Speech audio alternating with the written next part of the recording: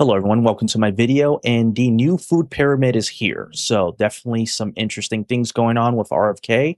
The clip I have here is the White House press briefing where RFK is talking about the U.S. federal nutrition and dietary guideline changes. It's very straightforward, but I do like what he says in his speech. So let's take a look at it, and I'm going to give you a little bit of my insight. The decisive change in federal nutrition policy made possible by President Trump's leadership and the work of MAHA moms and public health advocates who demanded reform. Today, in accordance with President Trump's directive, Rook and I will release the dietary guidelines for Americans 2025 to 2030, the most significant reset of federal nutrition policy in history. These guidelines replace corporate-driven assumptions with common sense goals and gold standard scientific integrity. These new guidelines will revolutionize our nation's food culture and make America healthy again. For decades, Americans have grown sicker while healthcare costs have soared. The reason is clear. The hard truth is that our government has been lying to us to protect corporate profit-taking, telling us that these food-like substances were beneficial to public health. Federal policy promoted and subsidized highly processed foods and refined carbohydrates and turned a blind eye to the disastrous consequences. Today, the lies stop. The new guidelines recognize that whole, nutrient-dense food is the most effective path to better health and lower healthcare costs. Protein and healthy fats are essential and were wrongly discouraged in prior dietary guidelines. We are ending the war on saturated fats. Diets rich in vegetables and fruits reduce disease risk more effectively than many drugs. Whole grains outperform refined carbohydrates. Added sugars, especially sugar-sweetened beverages, drive metabolic disease, and today our government declares war on added sugar. Highly processed foods loaded with additives, added sugar, and excess salt damage health and should be avoided. As Secretary of Health and Human Services, my message is clear: eat real food. Nothing matters more for healthcare outcomes, economic productivity, military readiness, and fiscal stability. The dietary guidelines shape dozens of federal feeding programs, including Head Start. These standards affect 45 million school lunches every day, meals for 1.3 million active duty service members, and food served to 9 million veterans in VA hospitals. Today begins the work of aligning those programs with affordable, whole, nutrient-dense food. Implementation requires coordination across the government. I'm working with many of my fellow cabinet secretaries to deliver results. I want to thank Bobby Mukamala. I'm going to pause it right there. So I like what I'm hearing. I really do. I like the fact that he mentioned that the government, are protecting these corporations and sort of just lying to the general public on what's healthy and what isn't. So that way the food industry can continue to profit. And I, just the other day I saw a cereal box and it said 100% whole grain. 100% whole grain. You got to be kidding me, right? That's false advertisement at its finest. If you want to eat something that's 100% whole grain, you eat brown rice, right? Brown rice.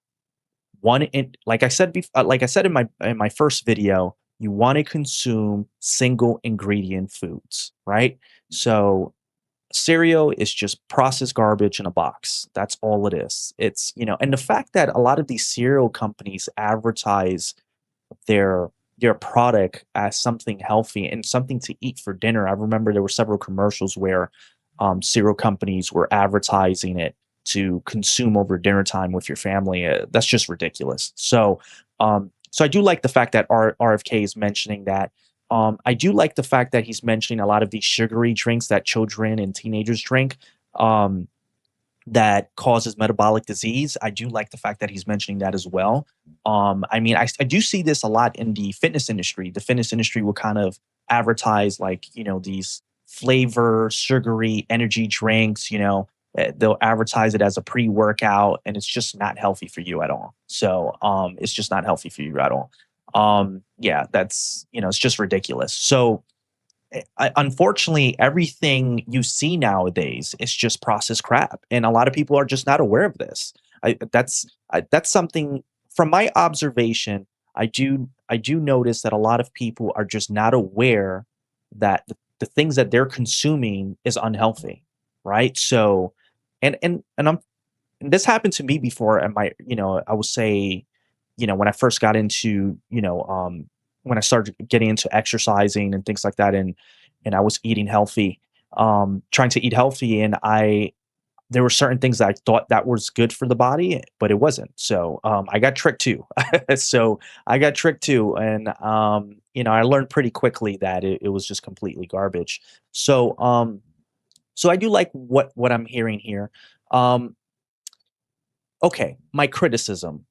My only okay. My criticism is that we need to mention strength training. We need to mention resistance training, because resistance training and consuming whole foods go hand in hand, right? Those are the two things that are going to help you age well. It's going to help with longevity. That's going to help with bone density. That's going to help with toughening your tendons and ligaments. That's going to help with your body composition. So I wish we can promote this a lot more, right? Because eating healthy is just not enough, right? You need to eat healthy and then also exercise, particularly perform resistance training. That's what you need to do. So I wish the government, I wish RFK promote this. I know he mentions it like, hey, go exercise, but I do wish the administration can promote this a little bit more aggressively. But hey, you know, um, these new dietary guideline changes are better than nothing. So it's better than nothing. So I'm going to show another clip of RFK where CBS reporters interviewing him, where he's discussing saturated fats. Mr. Secretary, the American Heart Association had a lot of good things to say about these new recommendations. They like the focus on whole grains, on fruits and vegetables. But when it comes to saturated fats, they say that saturated fats are a primary driver of cardiovascular disease. You said you're ending the war on saturated fats. Where is the evidence that that is a good idea? Well, the problem is that there is no good evidence that saturated fats drive cardiac disease. That is a dogma that was based on a 1960 study that has been completely debunked. Actually, every major health association says that they still believe that there's validity there. Well, again, it's based upon a dogma, but not science. Science comes from scientific studies, peer-reviewed studies, not from experts or orthodoxies. And the study in 1960 and in the late 50s that indicated that there was a slight risk for saturated fats and cardiac disease was not based on good science. We've had years, we have decades of good science now that says protein is important. It is absolutely critical. And today, about 50% of the calories that are consumed by children in this country are ultra processed foods. That's not good. That comes from 40 years of bad advice by the American Heart Association, the American Medical Association, other associations that put Fruit Loops at the top of the food pyramid.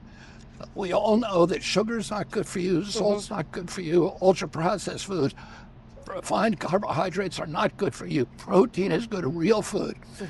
Protein, dairy, fruit and vegetables, and then grains, whole grains. That's what Americans should be eating, and that is what the science says. And our study is a science-based report, and all the citations are in it. There is some All right, I'm going to pause the video there. So pretty much he's pretty much talking about saturated fats, right? And I'm sure that you might heard many times that fat is bad for you, right? Well, avocado's healthy fat, right? Avocado, that's good for you, and that's fat. Cashews, almonds, peanuts, that's also fat, right? Those are all healthy fats. But that's not what he's referring to, but he's referring more to saturated fats. But I just wanted to bring up the healthy fats from nuts. So here's the thing.